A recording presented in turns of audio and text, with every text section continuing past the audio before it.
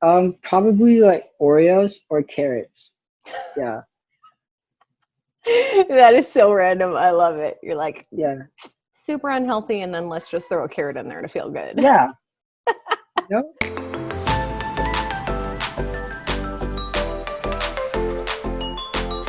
Well, hello, everybody. Welcome to the 511 sessions. Today, we are here with our friend, Nick. Hello, Nick. Hi. So good to see you on camera. Thanks for having me. Yes, we're so glad that you're here. So how this is going to work is I'm going to ask you just a series of random questions, and the interview is going to last 5 minutes and 11 seconds. Okay. And so you just answer the first thing that comes to your mind. Sound good? Okay. All right, let me get my timer started. Here we go. All right, Nick, what is your go-to quarantine snack? Probably like Oreos or carrots. Yeah, That is so random. I love it. You're like yeah, super unhealthy, and then let's just throw a carrot in there to feel good. yeah.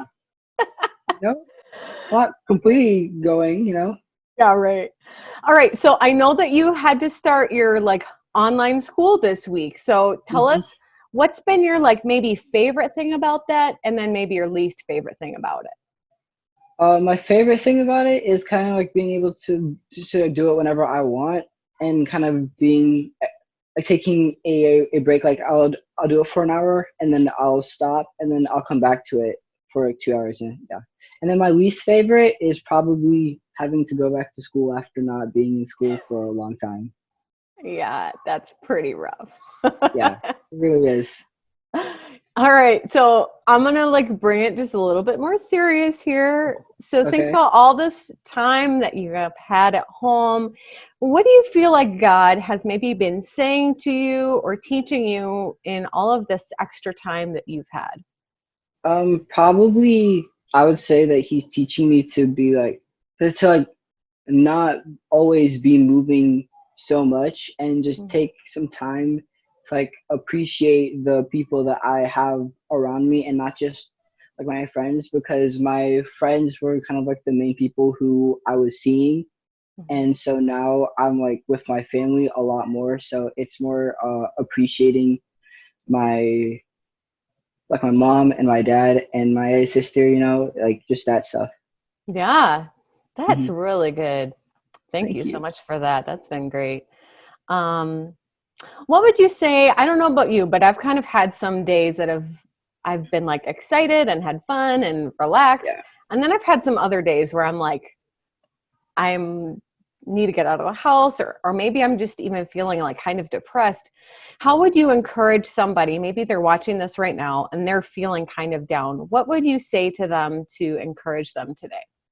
I feel like the most thing that I could really say to help somebody is probably to stay busy and always be doing something, because if you don't, then that's when the weight of everything and anxiety and worry, that's when all of that will it'll creep in. But if you're always doing something, then you don't have time to worry.